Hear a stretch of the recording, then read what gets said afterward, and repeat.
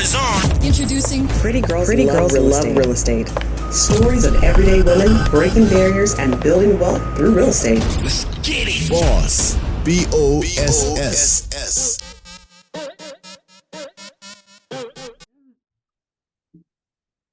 Hello. Thank you for tuning in to another episode of the Pretty Girls Love Real Estate podcast. I'm your host, Jessica Washington, and I am super excited for another amazing guest today. I have Miss Gina Nisbeth. She is a dynamo in the community development finance industry. She was working for a number of years at Citibank, but now she's transitioned over to her own advisory firm called Ninth and Clinton. So I'm really excited to talk to her all about what she's got going on. But first and foremost, Gina, how are you? I'm well, Jessica. Thank you so much for inviting me to your show. I'm very proud of you, the work that you're doing. It's an honor to be invited as a guest. Oh, thank you so much. It's an honor to have somebody like you. So I'm really appreciative of everything that you're doing for, women, for, minorities in the industry. So really excited to have you and talk to you. All right. So first off, how did you get started in real estate? So I like to say I'm actually not in real estate, but I'm in community development finance. And real estate is one of the large tools that we use to improve communities, because I only work in low-income communities across the United States. But I transitioned into community development finance probably a little bit later than most. I had a career as in capital markets as a trader on Wall Street, and got to 40 something and really started to sit back and assess, like, is this who I was supposed to be when I grew up? And it was through working with a coach that I started to focus more on not necessarily what I could do, but what I wanted to do. And I've always been passionate about making improvements in our community and sharing information that I might have for benefit of our communities. I've always been passionate about providing wealth and access to folks in our community. So this was a natural extension, and I had an opportunity while staying at Citibank to transition from being a trader to being a banker managing a tax credit business that allowed me to do just that, make investments in low-income communities, most of which are Black and Brown communities. Awesome. Well, we're going to talk all about that. But what I want to talk about is your career as a trader, because there's a lot of people that I've talked to that transition from Wall Street in various capacities, and now they do finance in the real estate capacity. So what are some of the, skills that make it so it's a lot of prevalency of people transferring over from trading or being on Wall Street in general to real estate? I think there are both hard skills and soft skills that you either harness or develop, grow, working in banking, working in finance, working on Wall Street. And so some of the softer skills would be things like execution. It's got to get done. It's got to get done now. It's got to be done right the first time. So, you laugh, I see you smiling, but that's, it's 100% or nothing. And so even if you think about the real estate process or getting a deal to a closing, how much intentionality, how much execution focused you need to be to get deals done. So that's some of it. In terms of the hard skills, as a trader, while some might say, well, what does that have to do with doing economic development? Some of it's structured finance, and whether you're working with bond issuances or loans, I did a highly structured, I actually traded a highly structured municipal based certificate, traded in a short-term market from a long-term. Okay. But why I say that all to say is it's just boxes and arrows. You follow the boxes and arrows. Starts out as a long 30-year bond, ends up as a short-term certificate traded in a short-term market. In between, there's a bunch of money movements and documents created. And that's basically new markets tax credits. Same thing, right? You start at the top of the structure, you get down to the bottom of the structure, and money moves down and documents in between. So there are things like that. So deal closing, troubleshooting, working with money. While I was a trader, My book was a $43 billion book. So working with large dollars amount, a bunch of zeros don't scare me. And also for me, what was really, what I liked about trading, that I like about the work that I do now, is there's opportunity for us to make transformational change with larger dollar amounts. So if you're not afraid of working with big money, with big dollars, and you know how to, I want to build things. I want to change neighborhoods. I want to provide job opportunities for hundreds, thousands of people. And that's what this space allows me to do, that allows me to leverage my previous background. Okay, I'm gonna throw you a little bit of a curveball question, because you talked about not being afraid to deal with those large sums of money. And that's definitely like a psychological thing that a lot of people have to get over, especially when you're dealing with real estate, like the biggest deals. You have a lot of different stakeholders involved, and it's not just, financial you're worried about, but now you've got people's livelihoods on the line, talking about affordable housing, you're building shelter that's going to, be important to people for generations. So just tell me about your kind of psychological, I guess, thoughts when you're dealing with such large sums of money. Well, that's a great question. And I think it goes to sort of a fundamental thing that, particularly for Black women, we grapple with a lot, is feelings of self-worth, believing that you belong, trusting in yourself and your ability to get things done. And I think, success breeds success. So certainly there's been to the extent that I had some past experience getting things done, allowed me to feel like I could do more of it.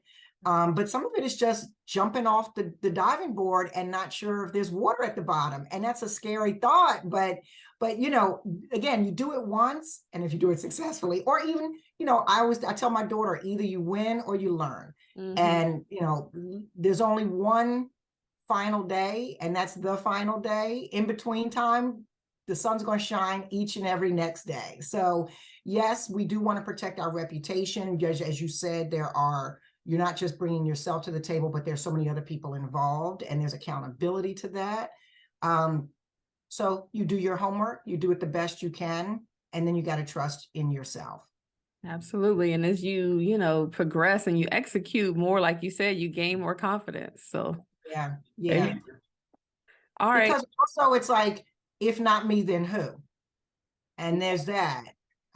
So I will also say that it's important for you to, so, I've been a lot of like full throttle, but it's also important for you to surround yourself with a team of people that you trust, that will support you, because, I've closed, I don't know, 30, 40 deals, I don't know, but each one is a little different. And each time something's going to come up that I had not expected or that I didn't know about. I'm learning every single time. Every one is nuanced. It's its own beast. So to the extent that you can leverage, people say, oh, well, I've seen that before. Let me help you with that.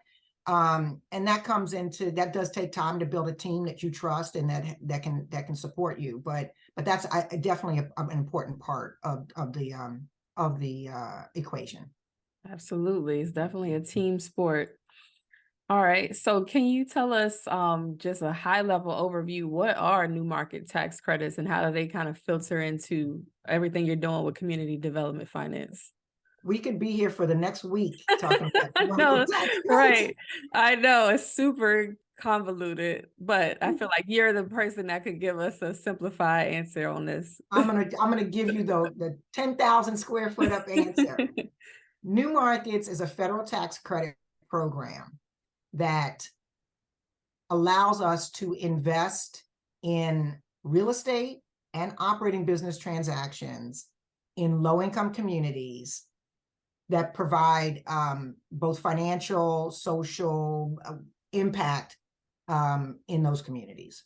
So it is a tool in the toolkit if you have a project, whether it be, again, trying to build a building or grow a business significantly, like move to a different area or take on a new product line, hire staff. New Markets it can be that gap financing that can allow a project to pencil that otherwise might not pencil. Okay. And is there a a number of credits that are available like per state? How does that work?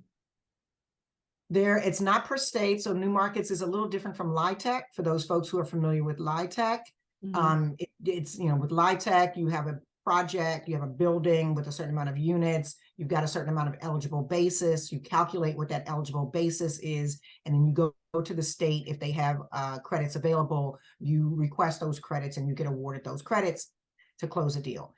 That's for affordable housing, for sort of the everything but affordable housing. And there are some nuances to that too. So every now and the third blue moon, we can see some affordable housing in these deals, but for the most part, this is for commercial development. And so, or operating business transactions. And so with that, what you do is you identify what your overall project costs are. Well, first you ascertain that the project is located in a low-income qualifying census tract. That's job one. Right. The business needs to be located there. The building needs to be located there. The work that you're doing, the revenue generated needs to come from that area. And then you identify, you figure out what the total project costs are for what you're trying to do. And then what you do is you go out and you try to source three things. One is the allocation, the New Markets tax credit allocation, which I like to refer to as the funny money, because it's not real dollars, but it's the juice that makes the real dollars flow. So you need, if you had, let's say, a $10 million deal, you need $10 million of New Markets tax credit allocation that will be used for benefit of the project. Then you also need the real money, and the real money comes in two different buckets. You get a portion of the capital stack will be New Market tax credit equity investment. And that typically will come from a bank. We now have insurance companies coming into the market, but for the most part, that's been bank financing. And then you've also got to have this debt component. We call that the leverage loan in New Markets, but the debt component can come from any place, any number of sources. It can be hard debt that you get from a bank as well, or that debt could be soft forms of financing, things like grant monies, capital campaign. Let's say you're a nonprofit and you're looking to build out a community center and you've done a major campaign and you've got a lot of money, but you don't have all the money you need to build out this facility. So you've got that portion in that leverage loan that can be used for a leverage loan source in the New Markets deal. So just to recap, you're going to need the New Markets tax credit allocation. That allocation, I'll tell you about the allocation in just half a second. So you got to have the allocation, you got to have New Market tax credit equity, and you need the leverage loan debt. In terms of sourcing the allocation, that is a popularity contest. It's a beauty contest for that allocation. It is a scarce resource. Every year, a branch of Treasury called the CDFI fund awards this allocation out to qualified entities called CDEs, or community development entities.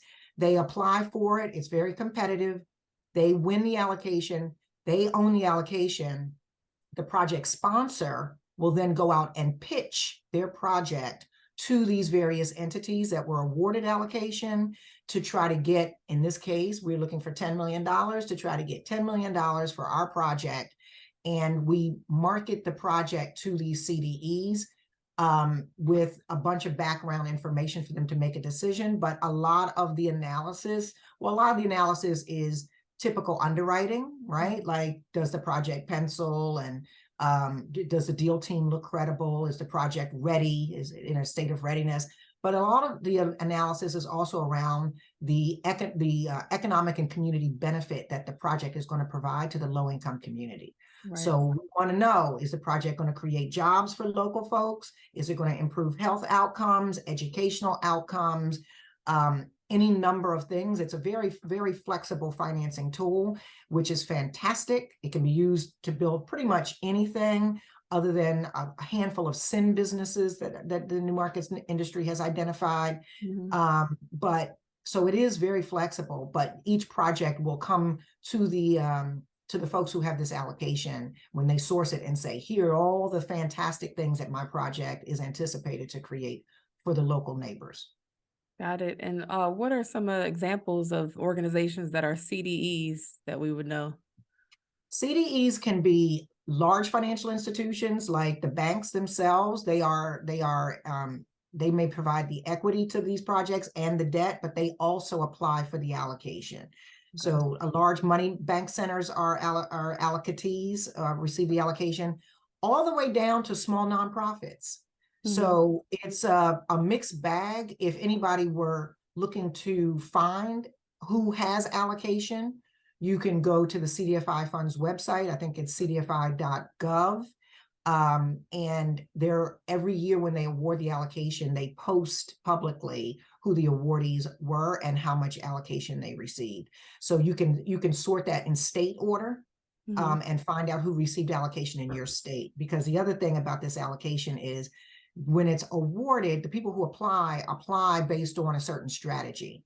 And so if you have a project that's in Milwaukee, Wisconsin, before you approach a CDE, you want to make sure that your project aligns with their particular strategy. And sometimes that strategy is geographically based. I'm only doing projects in Milwaukee, or it can be industry based. I'm only doing healthcare projects or charter schools and sometimes it may be broader. It may be I'm looking to address the racial wealth gap in the United States, or that type of a thing, or provide or address food insecurity. Right. So every CDE has its own strategy, and so that you can identify it that way. Gotcha. So when you were working with Citibank, were they a CDE? Yes. So at Citibank, I was an investor. We had a lending arm, so we could be the leverage lender. And I headed the CDE for the bank as well. So just give us an example of maybe one or two projects that you worked on there that kind of stood out to you. I love the way that you asked the question, because a lot of times people will ask me, what's your favorite project? And that's like asking me, what's my favorite child? Right. And there's no such thing, right? But some of the projects that stood out to me, well, first, let me say, one of the things that I'm super proud of is I was very intentional with that allocation. So, because, and we're going to get to this, I know, further on, but when you're writing the check, when you're the person who makes a decision as to what deals get done, I certainly had a whole bunch of layers within the firm itself, that Gina Nisbeth alone was not making decisions on which deals we finance. I had a credit committee, I had bosses, I had to get everything approved through compliance, but I got to decide which deals I was going to bring to credit committee. And it was an honor that I was able to focus on minority-led projects to the best of my ability. Right. So I was very intentional about it. Women-led, minority-led projects were going to definitely get a look from me. Ultimately, my portfolio was 34% minority or women-led. But some of the projects that fit in there that I think about all the time. The last project I did was the Debbie Allen Dance Academy in Los Angeles. Nice. That was just an amazing project. One of the things that was important to her was that we have an all-Black team, or at least an all-minority team. And as I said, I know we're going to talk a little bit about sort of racial equity in our industry, but it was really revealing to think, if we wanted to have an all-Black team, could we? And we could not. We could not gather an all-Black team. So, but there was a lot of intentionality. So, the architect, the lawyers, the accountants, the consultants, the appraisal company, you think about all the various companies and roles and jobs and opportunities that there are in these deals. But anyway, Debbie Allen was looking to move into a larger building. She had been gifted a building by Chandra Rhimes, and so then she wanted to renovate the building for a larger location for her school, for the school. And in my mind, I'm a dancer, Jessica. I was supposed to be a dancer. I was, never been formally trained, but in my mind, I am a dancer. So that just hit all the bells and whistles. My daughter actually danced for Dance Theater of Harlem.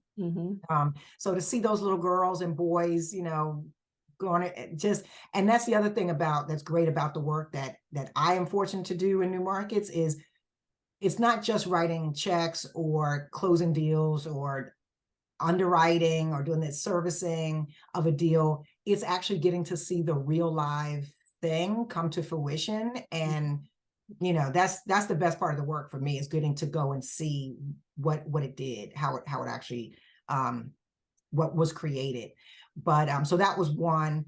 I also did a phenomenal project also in Los Angeles, MLK Hospital. So on the south side of LA, this project was lingering around for a long time. It's a county hospital. MLK Hospital itself was born out of the social unrest of the 1960s and the rebellion in Watts. And as a part of that, they filmed a commission back in the 60s and said, what was the community lacking? What were the causes? What were the root causes of this unrest? And one of the things was there was not a locally based medical facility. So people were experiencing particularly trauma and having to go, cross town or wherever to be treated because there wasn't a medical facility locally based. And so that's what then they built MLK Hospital, but then it became a huge albatross. It was over the years. It was just, and ultimately the hospital itself had to close because you can Google MLK Hospital and see there was a national story where a woman was in the waiting room, the emergency room, and died in the waiting room in a wheelchair, keeled over, and people were just stepping over her. And so that closed the facility, but immediately the community was like, okay, yes, it was horrible, but we still need a hospital. Hospital. And so it took a while for the county and all the stakeholders to figure out how that could be re-envisioned with modern healthcare and the like. And so anyway, we came in and built out the OBGYN facility for them and put in an MRI machine, things that, again, were just transformational in that community. I won't go too long-winded with this, but talk about the cultural sensitivity. The hospital shell had been rebuilt, but it was built based off of a national model. And what was not accounted for was the community itself, highly Latino and Latina. And so, just culturally speaking, one, the family sizes are a little bit bigger. They have more children. And two, the families, when mom gives birth, the families come and stay. And what the facility or what the hospital knew was that actually aids in that person's well-being, in them getting ready to be discharged. It aids in that process. So it's helpful to the hospital and to the healthcare system to have the family be able to stay. But if you've got a teeny tiny room and you've got a roommate, there's nowhere for the family to stay. So they needed to reconfigure the rooms in the maternity ward to allow for pull-out couches for beds and things like that so the family could stay. So that was another project.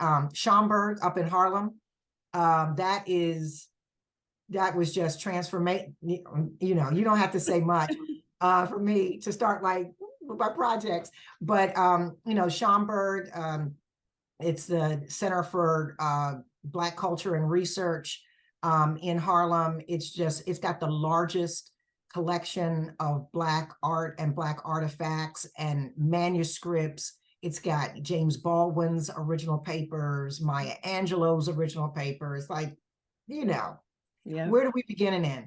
So projects like that, like those. Right. And you definitely hit it on the head. Like, it's great. You have such a tangible impact on all of these things that are going to transcend, past Gina Nisbeth, past Citibank, past whoever. Like, they're going to really permeate through generations. And that kind of brings me to my next point, where we're going to talk about with the industry of community development finance, is that there are a lot of, up and coming developers of color that want to build projects in their communities because they have that kind of link to those neighborhoods.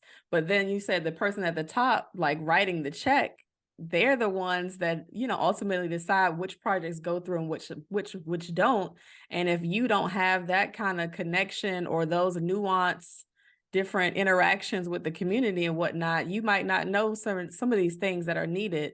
So I guess that brings me to the next point about you starting open access, which is this amazing fellowship program to get more minorities, women, people of color in general in those positions to make those decisions when it comes to those things. So tell me about what was kind of the genesis in your mind for wanting to start open access. Yeah, thank you. So when I was a trader, it was a lonely existence, right? I mean, I loved a number of things about the work, but certainly it was going to work every day in an environment where nobody looked like me. Right. But I wasn't particularly surprised by that. I mean, I'm, working on Wall Street. I didn't expect to see a lot of people who look like me. But what I actually was able to do back then was, you see somebody in the elevator or you see somebody in the bathroom and you're like, hey girl, where do you work? And where do you work? Right. And so we collectively, I would meet one woman, another woman of color, another Black woman, and we formed a group called CW2, City Women 2, because we were city women also. That we would it was a group of maybe 20 some women that we found each other on all the floors and all the spaces in the bathroom, in the cafeteria, of professional women at the bank. And we supported each other for years. And we would have cocktail functions. We'd have functions over each other's homes. And we would celebrate successes. We would be there when there was failure. People got let go. We kept, or people left for other reasons. We kept them in the network. It was very affirming. It was enriching. It was nourishing. One of our members, this woman, Micheline, I recall, always used to say, so we would get together and she would say, this was the first time I took a deep breath this whole day. And it's just that kind of, was impactful. And so, hence years later, I moved into community development finance. I started to go to the conferences and realize who else was in the industry. And it was definitely more diverse than trading was. But considering the industry we're in and the spaces where we work, it was just surprising to me still how few of us were in the industry. And particularly, as you said, how many of us are actually moving the money? Yep. Making the money decisions. So that had been something that had been on my mind. There's a gentleman, Jeff Monghay, who was a consultant in the industry, has been in the industry also, a number of years.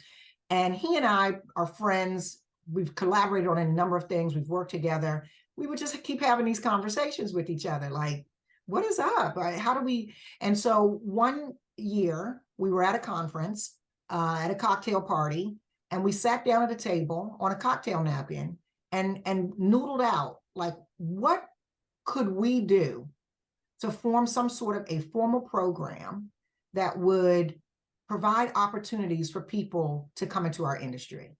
And what was important to me particularly was to pivot mid-career, because that's what I did, right? I was 43 years old when I woke up and said, oh, this is really not who I was supposed to be when I grew up. So that was like, and the other thing that was important for us was, I had been in corporate America 30 years. I certainly have seen any number of diversity efforts, of special targeted programs to bring people of color into our various spaces. And what we always do is we start with college students or the high school students, the entry level. Yeah. Now, I believe we absolutely need to continue to work at the entry level.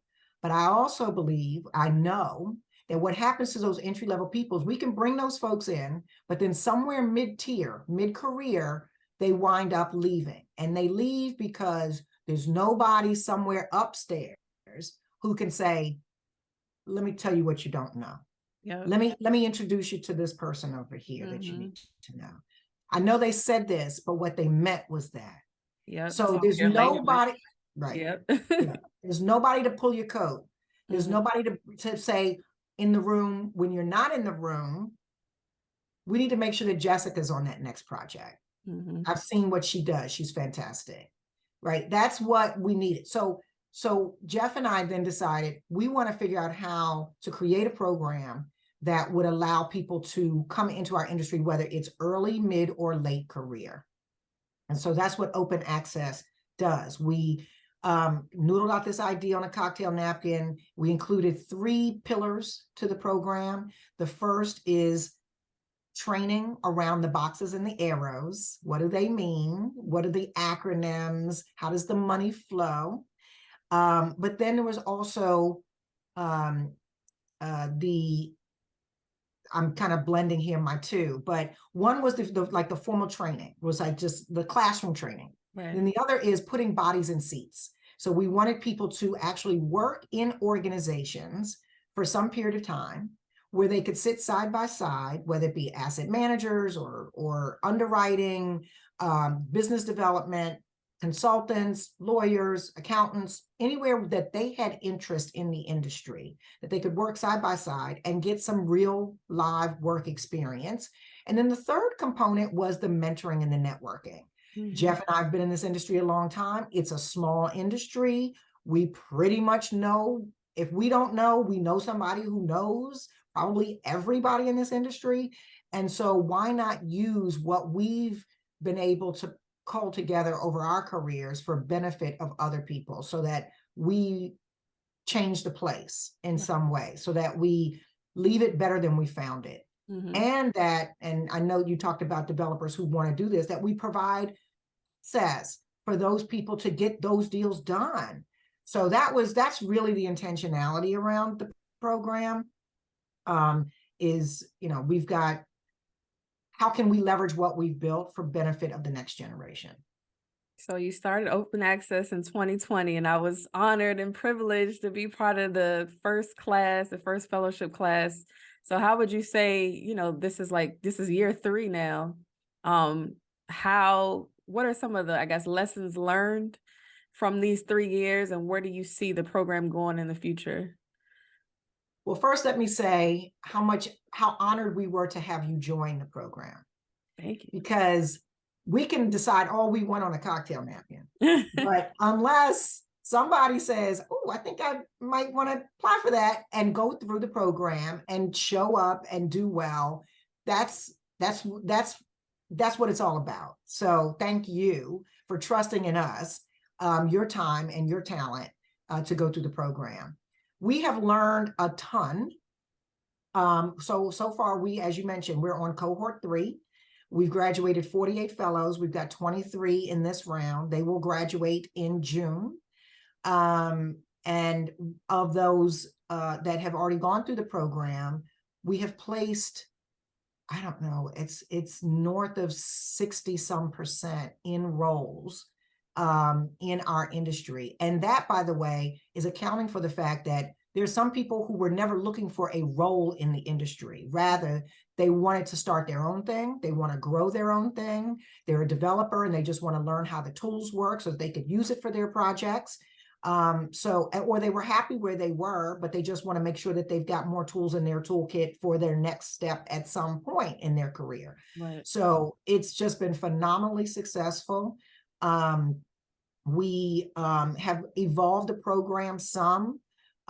We have, one of the things that we did was this cohort is going to benefit from a formalized underwriting training. We've hired a professor at NYU to do 4 days of training. I think it's 3 hours a day of underwriting Excel training. So that's a very, very hard skill for people who are interested in it in the industry. We've also learned that, as you said, we noodled over this idea. We had the napkin. We were thinking about how to raise the money for it, how to launch the program. And then COVID hit and everybody quarantined and went home. And then George Floyd got murdered. So we had tabled the idea because of COVID. But when George Floyd got murdered, our friends and colleagues were calling and saying, "Gina, how can we be helpful? Jeff, how can we be helpful in this moment?" Mm-hmm. And so that's why we said, even in quarantine, let's dust off the napkin and see what we can do, because, there was money being offered to do stuff. And we had a solution, what we thought was a solution. So we launched this program in COVID, and it was virtual. And so that afforded us the opportunity to do was we could have a fellowship provide. And so let me just back up a little bit in terms of how the structure works. We raised money to launch the program, but what we also needed were fellowship providers to sponsor our fellows. We needed people who were going to allow our fellows to sit in their organizations side by side to actually get the on-the-job training. And that is a financial commitment, but more than that, because our fellows are paid. Our fellows are paid an hourly, what you could pay them hourly or at the end of a project, however, but they are paid, a stipend, a determined amount of money. So we needed fellowship providers to be willing to offer their time and their talent and open up their organizations. And it's accretive for both, because our fellow gets to actually sit in the seat and get real job training. But also a number of the organizations who partner with us are looking at the opportunity of providing more people of color job opportunities in their organization. So several of them have hired our fellows, or they may have hired the fellow that they had, or they may have hired another fellow. So, it's an ecosystem that allows our fellows to benefit and these organizations to benefit as well. But so with the first cohort, those folks were allowed, because everybody was virtual, we could have a fellow in Los Angeles working in an organization in New York City or Washington, D.C. We now have more of a hybrid model as people are looking to kind of have more people in person. What we've also learned is that the financial sector, the banking sector, is still the hardest part of the market to impact. So we have been blessed by a financial sponsorship from the financial institutions, and we could not run this program without them. So that has been phenomenal. But because of all these banks are regulated, they've got a lot more structuring to figure out how to have a fellow come into their organization and sit there for 3 months, who's not a hired staff member, who's not an employee, who may not have licenses or the background check and all of these various things. It's harder so that is, when we think about 2.0 for open access, that's one of the areas of our ecosystem that we still believe we've got some wood to chop to figure out how to be more effective in that space. But we've done phenomenally well with CDFIs and with CDEs, with consulting firms, putting people in seats. Absolutely. Yeah. A lot of my fellow classmates, like you said, were hired or did different organizations. And I've seen the people that have come, after that. And, everyone just has fantastic things to say about it. You hired an executive director. Yes. Yes, we have our first executive director. So now Jeff and I can go back to doing our day jobs. And we are elated to have an executive director. We also, and you mentioned that some of the other fellows, because I'm so heartened by, and I don't know if it's just this generation or if it's the COVID experience for folks, but we have encouraged our fellows from each cohort to stay connected to each other, and to the other cohorts. And in great measure, people have done that. And so this is, it's not just networking our fellows within our industry or with our connects, but it's also the fellows networking within themselves. And I like to say, we were the mentors, and you all may have been the mentees while you were through that program, but we're going to be mentored as much by you as you've been mentored by us. So we look at it as like Jeff and I pick up a whole new network that we want to stay in touch with as well. So it's been fantastic to see how the ecosystem has grown. I go to conferences now. I was at a conference just this week in Atlanta called Develop. Baker Tilly put on a conference for emerging developers in Atlanta. And, I see some of my open access fellows at the, so it's fantastic. Yeah, it's all good. Absolutely. Yes, it's phenomenal. Can't wait to see all the progress you guys are making in the future.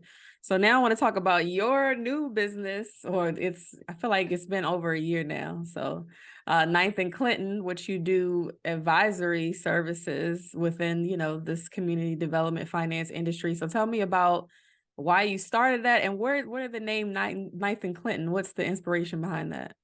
Yeah, so I'll start with the name because that kind of leads into what the business does.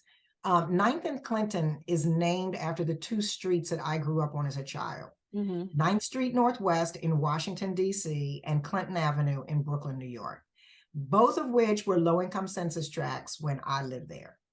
So the company itself is,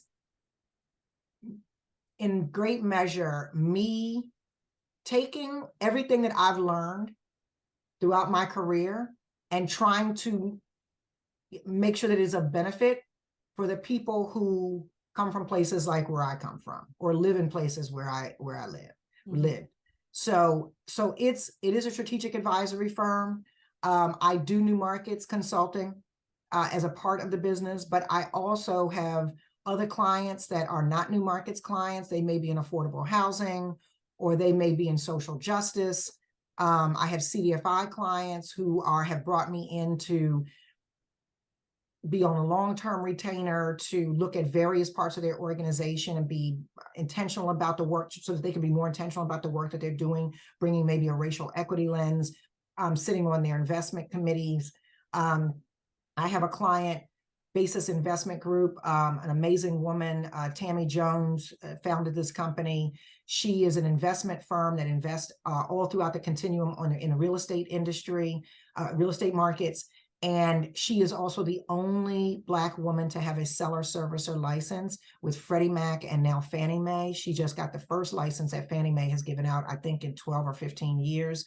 And she wants to change that. She wants other people who look like her, minority-led firms, whether they be CDFIs or MDIs or other organizations, to be able to access these agencies in their lending book. And you think about what's happening now, what happened with Silicon Valley Bank, and what's happening with rising interest rates. This is a perfect time for these institutions to be able to create some velocity in their lending book. So right now, a lot of our institutions, we make loans and we keep those loans on our books. And maybe those loans are highly concentrated, like SVB found. Maybe those loans could provide more fee income for the banking and for the financial institution if we underwrote the loan to a Fannie or Freddie takeout, so that you underwrite the loan and then you can sell it to one of the agencies. Now you got the cash and you can go back out and make more loans. So it's both an opportunity for other lending institutions to create fee income, but also to reduce risk, to work with bigger clients. Maybe the size of the loan is bigger than you can keep based on your own lending policy, but you can, if you underwrite the loan, so this is an engagement that I have with Basis, and I'm out helping them to meet clients that they otherwise might not meet and form correspondent relationships so that they can be mentored by by Basis organization. And then again, ultimately, wouldn't it be fantastic for them to get their own license, and Basis can help them in a mentoring relationship to do that too.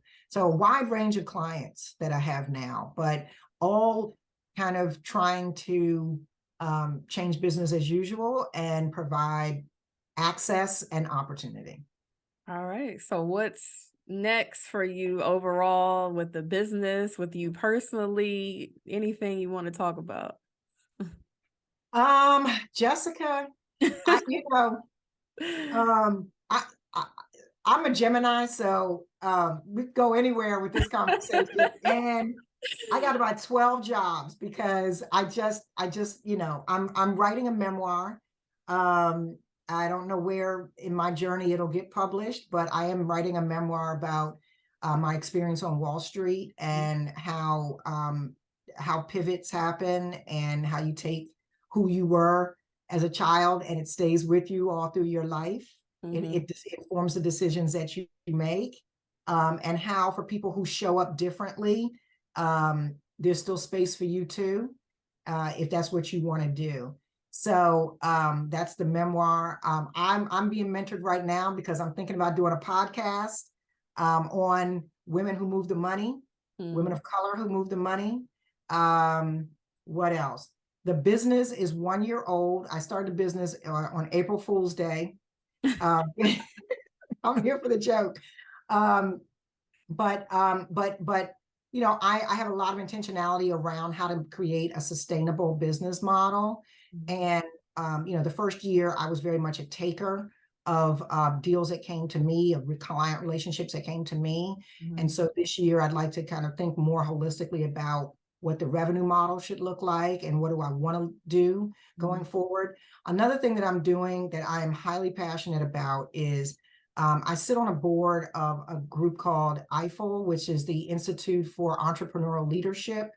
It's based out of New Jersey, but IFL is at its core, it helps minority women-led business owners to grow their businesses. But what we have continued to grow out recently is how do we increase the ecosystem of angel investors, particularly Black angel investors, because we know when you have our startups and you're looking for friends and family capital or just that bucket of money after that, when you're pitching organizations, angel investors, seed investors for your company, we know it's very hard for Black women to source financing. We know that. Right. They get less than 2% of venture capital, of angel capital. But we also know that these investors tend to invest in companies and people who look like them. Yep. It's not a racist thing. It's not a sexist thing. It's a thing. We naturally gravitate to people who look and feel like us. It's familiar, it's comfortable, we understand. And so we ourselves have an opportunity to invest in ourselves. Yep. And there are lots of us who are accredited investors who could be making angel investments in our companies. And we aren't doing it, one, because we don't know. Just sharing that information is not available or not readily available. So IFL is trying to address that need by doing boot camps, by offering webinars, by providing on-ramps both ways, so that business owners know, entrepreneurs, startups know that there are funding opportunities outside of debt called equity, and you can source equity if you learn all these things, as well as for potential investors to know when you look at your portfolio. As I said, more of us are accredited investors than we realize. The basic requirement to be an accredited investor is $200,000 of income, or $300,000 if you are married, or $1 million worth of assets. Now, the asset can't include your home, but it can include your 401k and other longer term investments. So for folks who are about my age, if you cull together one of those two, there are a lot of us who do qualify but are not investing because either we view it as too risky on the continuum, or we don't know enough about it. So, or both. But we're trying to grow the ecosystem of Black angels because, and I will say, it is risky, yes, but the upside is phenomenal. Yeah, higher risk, higher reward, potentially. There you go. Yeah. That's so amazing. So that's another thing I think is just, if I could pitch anything, is if you don't know about angel investing, look it up or reach out to IFL, IFEL. Yeah, because you know, we always talk about real estate on this show, but you know, investing in businesses can have, you know, infinite returns. And by the way, developers are businesses, are business owners, right? So, and I know a number of developers who are launching funds now Mhm. We didn't talk about that, but one of the things that I did at Citi outside of running their new markets business was I managed their private equity portfolio, and we made equity investments pretty much to white guys on a regular basis until George Floyd got murdered. And we then decided we wanted to designate $200 million of private equity capital to find Black fund managers of affordable housing preservation. Mhm. And so I awarded 5 Black fund managers $40 million of capital each, so that as opposed to raising capital on a deal by deal basis, you've got $40 million of capital, which was contemplated as a multi-investor fund. So those fund managers could go out and they could raise more capital on top of that. And now you can make wiser, more nimble business decisions about the properties you purchase when you've got capital that you already know you have access to. Okay. So there's that, right? Like we don't think about it even in the real estate development space, but there's private equity capital there too. Absolutely. And I would say, especially with people that I know in the tier or level of development, there's opportunity in that kind of middle ground area. Because, city banks of the world, the large institutional funds, they want to put big dollars. They're not going to write a check for $1 million or something for individual development. So I would say there's the opportunity in the middle space for, I would say, in between, let's say, $5 and $20 million for equity. Because that would be higher than what an individual investor would want to put into one deal. So yes, something else to consider for us. Yes. Anyway, let me shift to the last segment because we can talk all day as we usually do. But I want to go to the last segment of the show, which is called the Fabulous Four. It's 4 questions I ask every guest. So I'll start with the first one, which is, what is your favorite book about real estate? Color of Law. Okay. The Color of Law, because if it is a seminal read. Mm-hmm. And when you understand how land was stolen, Mm-hmm. was denied, was undervalued, Intentionally. it wakes you up in the morning. It will wake you up in the morning. Mm-hmm.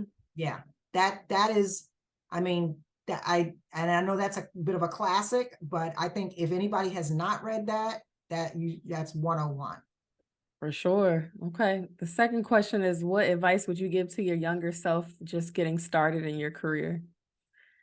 I think the thing that I learned the most, like I said, I came from, first generation in a lot of ways. I had a lot to learn. Mm-hmm. And the thing that I learned that was the hardest for me to learn was the value of networking.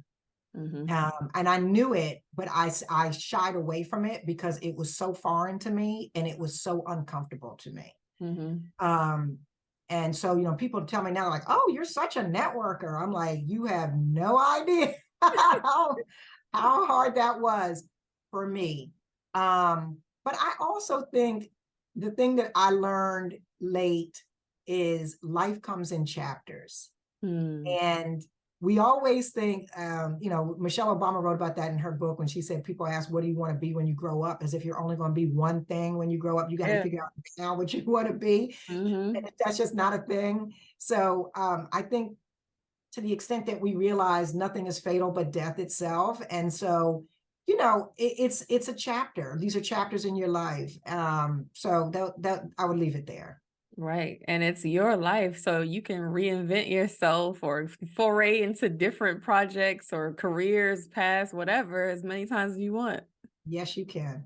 Okay. Third question is, what topic within real estate do you personally want to learn more about? I am a daily student. The more I learn, the more I know what I don't know. Mm-hmm. So one of the things that I'm trying to learn more about is a couple things. The other tax credits, because I was a new markets person. I've touched LIHTC, I've touched historics and stuff, but I would not say that I'm, an expert on those other tax credits. I sit on a Treasury Advisory Committee for Racial Equity. which is charged with trying to make sure that we are mindful and watchful around all of the I always get this wrong, the Inflation Reduction Act money that the Biden administration has recently approved and Congress has recently approved. So there is a ton of money that is going to be hitting the street in the next couple of years around green, sustainable energy, and the real estate, how the real estate market fits into that. And I'm trying to be more educated on those things. Yep, it's good to know. So, you can funnel the money to projects that we want to have developed. Absolutely. We gotta realize how directly impacted we are in the environmental crisis. Because we're downhill of all the stuff. Our neighborhoods are downhill of all the stuff, all the bad stuff that's being created uphill.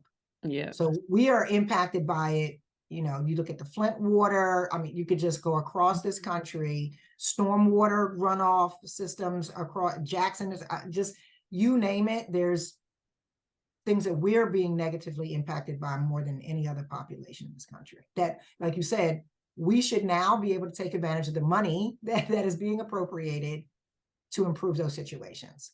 Absolutely. All right. So last one, not really a question, but can you give a shout out to another woman in real estate?